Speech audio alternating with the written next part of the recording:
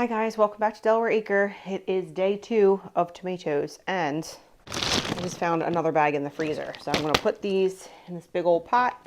I measured it out last night. There is enough for 3 batches of salsa, and then I strained some out and put some just tomato sauce juice over here. I strained, or I used the food mill and got skins and seeds out, put that in the crock pot, and I'm letting that evaporate and get a little bit thicker, make pasta sauce with that.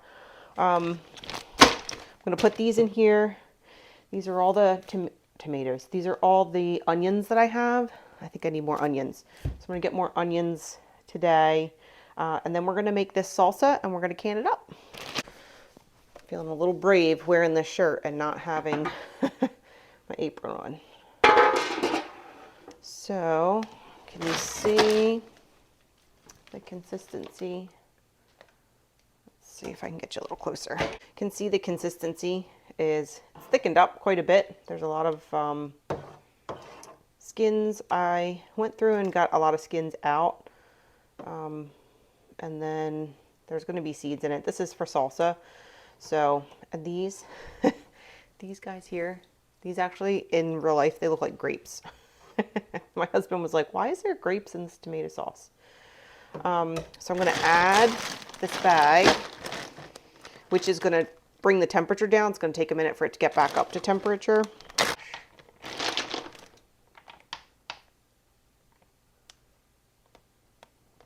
So there's a skin. It's funny, they're like...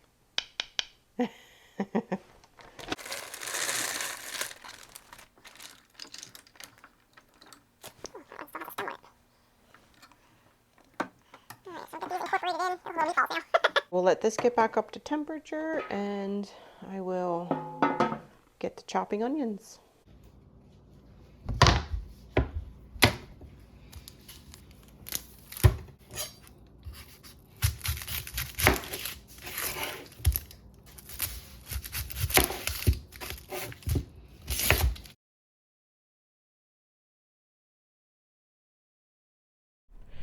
When I peel and chop onions, I will usually keep the first layer, the paper skin, and the first layer of the onion for broth making, but some of these onions had mold on them, so I don't keep those skins, or if they're very dirty, I won't keep them.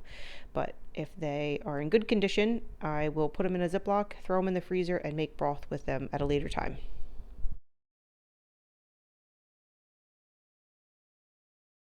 This veggie chopper is amazing. It makes such quick work of all these onions, and since I'm doing a triple batch, I needed quite a few onions, and I decided to throw in a red onion in there. I like the color and I like the flavor.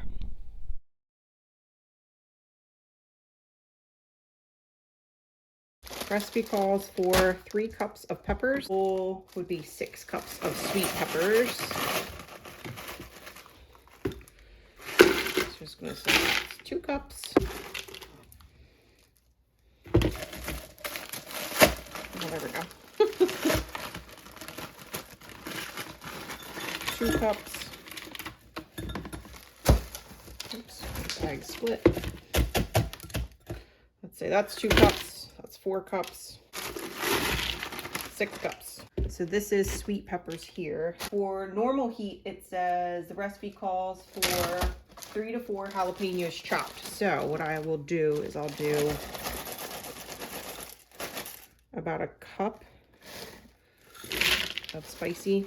I'll do a little bit more. 1.5 cups of spicy. 2 cups. So there's 2 cups. And then I have these. That's a lot of heat. So yeah, we'll just use them all. That'll be some heat in that one. And then this bag we'll put back in the freezer. Boil it.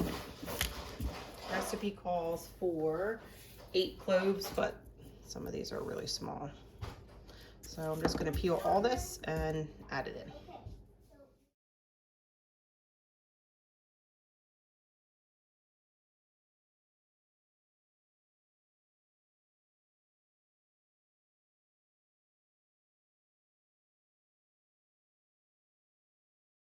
Okay, so I need to get this mess straightened out, and then this needs to go into that pot. At this point, I did not realize that the mic had died on my camera until I went back to edit this video, so I'll try to do a voiceover to match my hand gestures here. I am talking about measuring out the tomatoes for the individual salsa recipe. The single recipe calls for 9 cups of peeled and quartered whole tomatoes. So because this tomato concoction is so watery and there's so many small tomatoes in there, I'm rounding up to 10 cups for the individual recipe.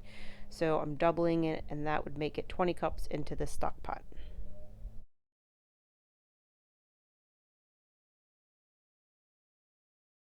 Talking about adding the doubled amount of peppers to the stock pot, and I was kind of scared to dump them all in because I didn't want it to splash up, so I'm taking those 2 large chunks and then going from there.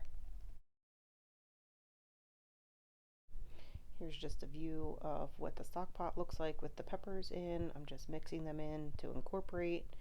See how much room I have left in this pot. I'm adding the doubled amount of onions. Don't the purple ones look so pretty in there? I think at some point I made a reference to feeling like a witch stirring her brew because I had to use 2 hands to stir. Here I'm adding all that beautiful homegrown garlic and stirring it in to incorporate. It's looking really good in this pot. Really pretty colors. The recipe also calls for paste. The single recipe calls for 2 of these cans, so I'm adding 4 cans total.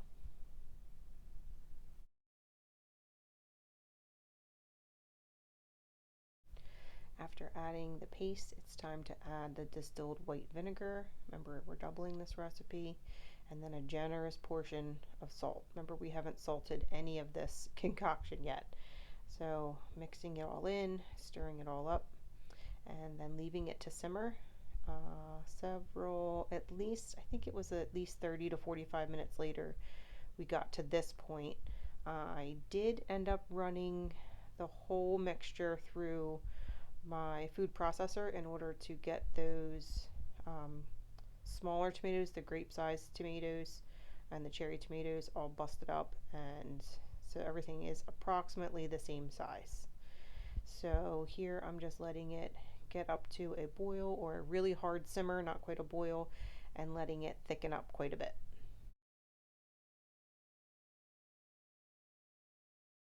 Meanwhile, back to the other side of the kitchen, I still have the sauce that went through the food mill that has the skin and seeds removed in the crock pot and some in that graduated cylinder. So I decided to combine them both into the big roaster pan, and this little saucepan ended up working like a giant ladle. It worked out really well. So I'm putting everything into the giant roaster so that it can be left to reduce down for a few more hours.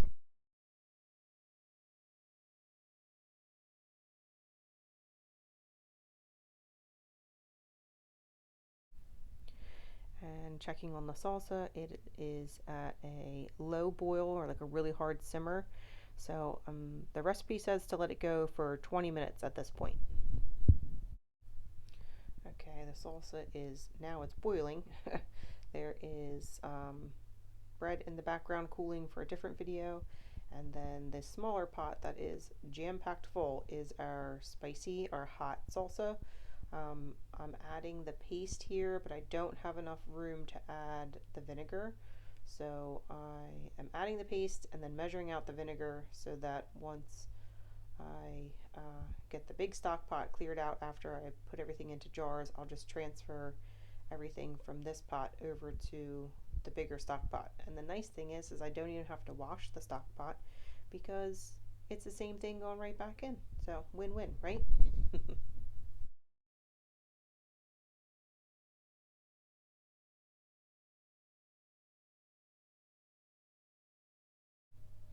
And I'm out of room on my inside stove, so we are utilizing the outdoor grill, the burner on the grill on the deck.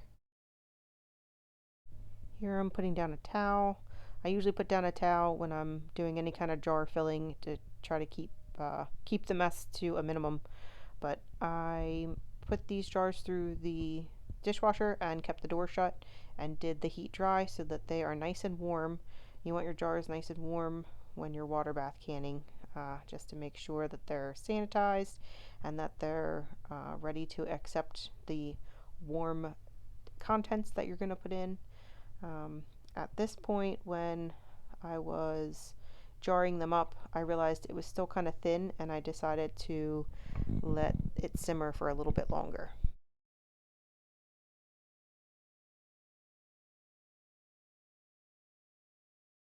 "20 minutes later." After letting the salsa simmer and thicken for another 20 minutes, I'm jarring it up. As I'm pouring it into the jars, I'm hand picking the skins out. I have decided at this point that if I do this again with frozen tomatoes, I'm going to let them thaw and pull the skins out. And maybe the cherry tomatoes weren't the best idea for salsa making, maybe for sauce, because I can run them through the food mill. But next time, no skins.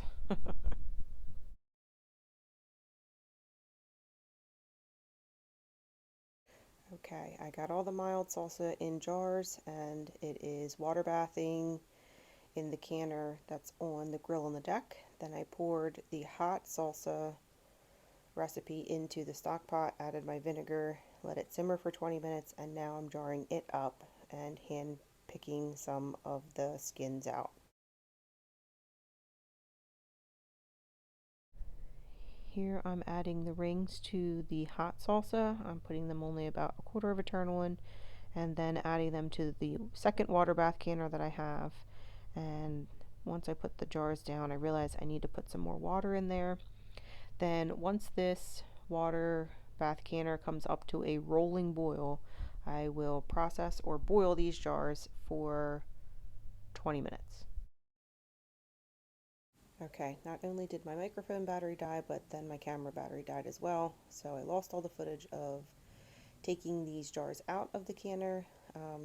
After they process for 20 minutes in the water bath, I take the lid off or cool for 5 minutes. Then I take them out onto these towels, and I don't move them for at least 24 hours. So this is the next morning, and it looks like I had all but 3 seal properly, and they went into the fridge. And that's it for this tomato video. Glad you came back for day 2. Hope you come back for more. Catch you on the next one. Bye.